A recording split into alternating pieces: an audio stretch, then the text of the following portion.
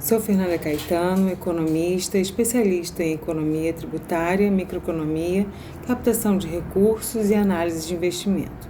Aqui procuro falar para o leigo em economia para que possa compreender e faço ligações entre os assuntos de modo a não ficarem soltos, como nos meios de comunicação.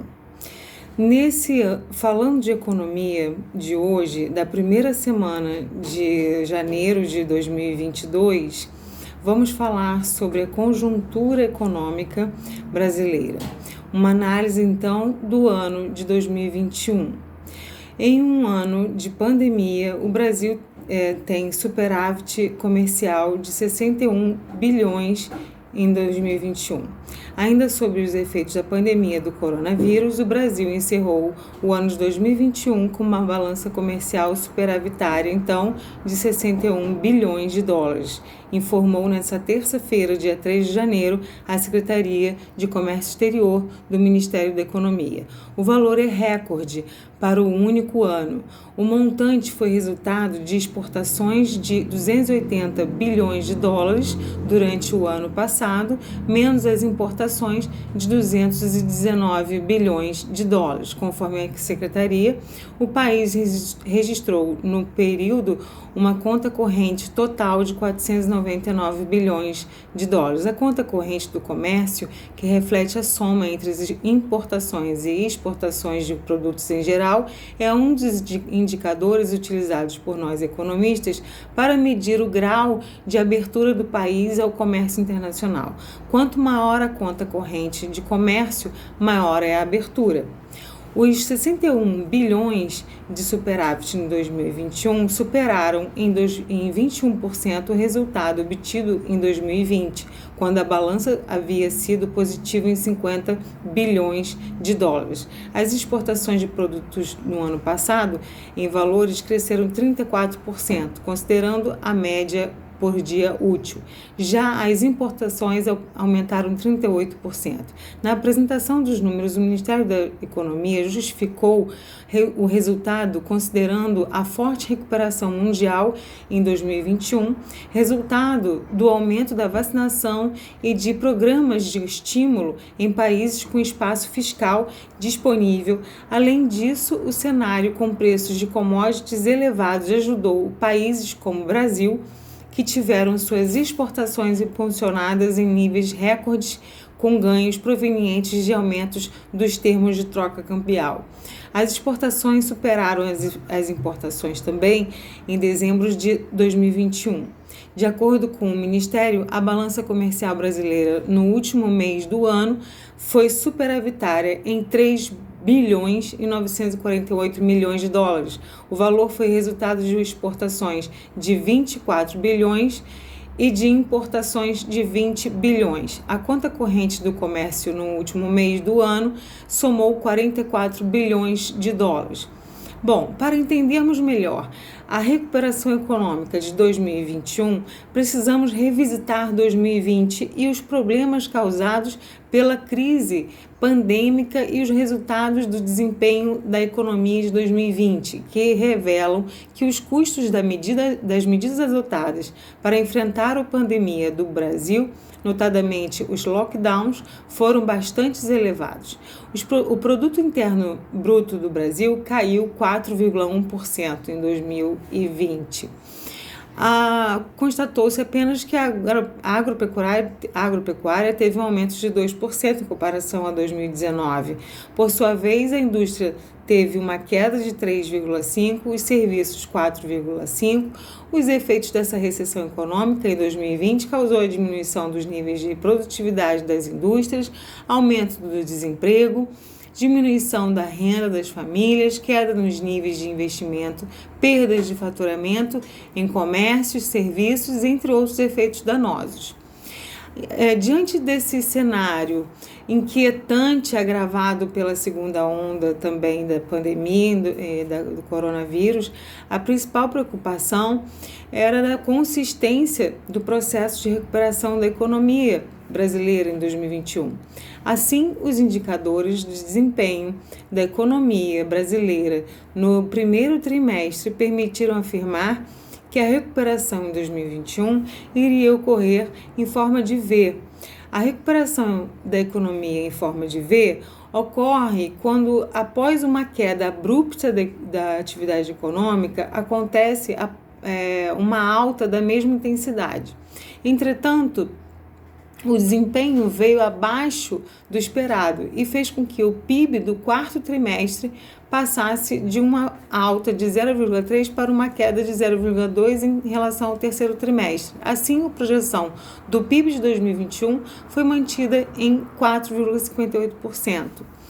Para 2020, a perspectiva é de uma estagnação, com 0,6%. Nós entendemos que a perspectiva ruim sobre a economia desse ano é de queda, por conta dos serviços ligada a uma renda menor, a uma taxa de juros altas maiores para o crédito em 2022, com uma revisão então para o PIB abaixo de 0,6%. Muitos perguntam por que há uma inflação, embora não haja demanda, e o Bacen precisa aumentar então a taxa Selic. A inflação é do tipo inflação que acontece quando a demanda permanece estável e os custos se elevam da produção. Esse aumento pode acontecer por conta de uma elevação dos salários, dos preços dos insumos ou ainda por um encarecimento da fonte de energia. Toda elevação de custos implica em uma redução de incentivo do empresário em produzir determinada mercadoria. Dessa forma, tende a ocorrer uma redução da oferta dessa mercadoria. Com a queda na produção dessa mercadoria, ela fica mais escassa e chegará ao consumidor final com um preço mais elevado. Constata-se que para combater esse tipo de inflação é muito difícil. E, em parte, pode ser conseguido com a redução de margens de lucros das empresas, mas nem todas as empresas estão dispostas a fazê-lo.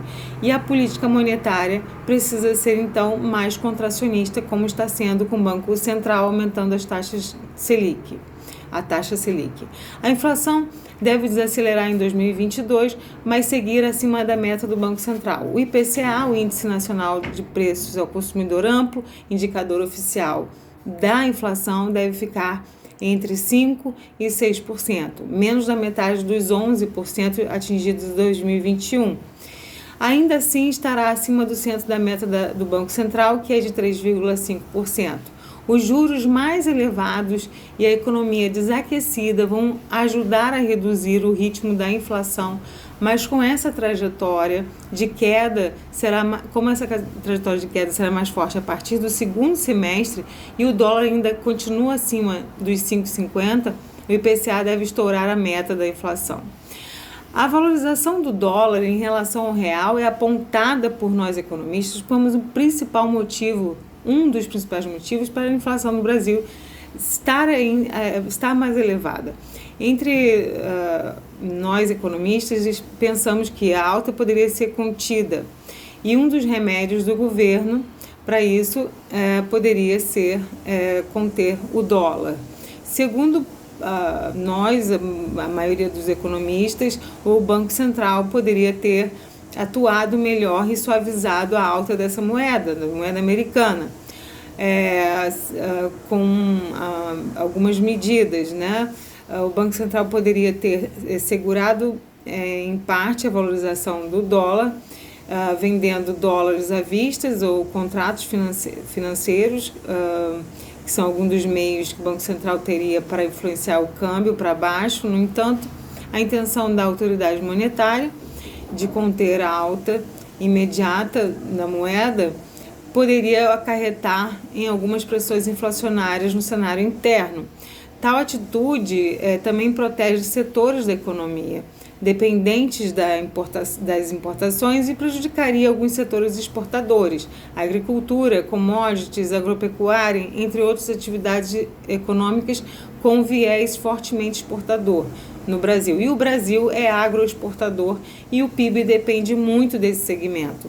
O Bacen adota o regime cambial que lhe permite tais intervenções, que ocorrem via leilões à vista da moeda norte-americana ou por swap cambial direto, que são contratos indexados. Do outro lado, essa postura do Banco Central reduziria as reservas cambiais, deixando o país mais vulnerável às crises cambiais futuras. Enfim, é um trade-off, ou seja, uma ação em detrimento da outra, né?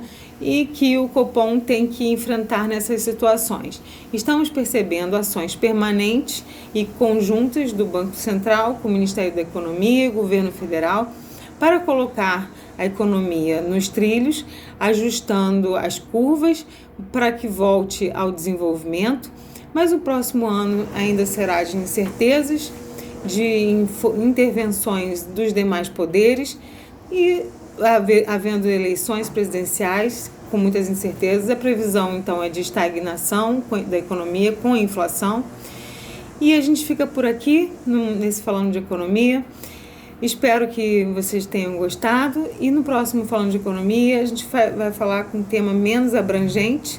E qualquer dúvida, faça um contato, fernandacaetano@paxeconomica.com.br. Muito obrigada e até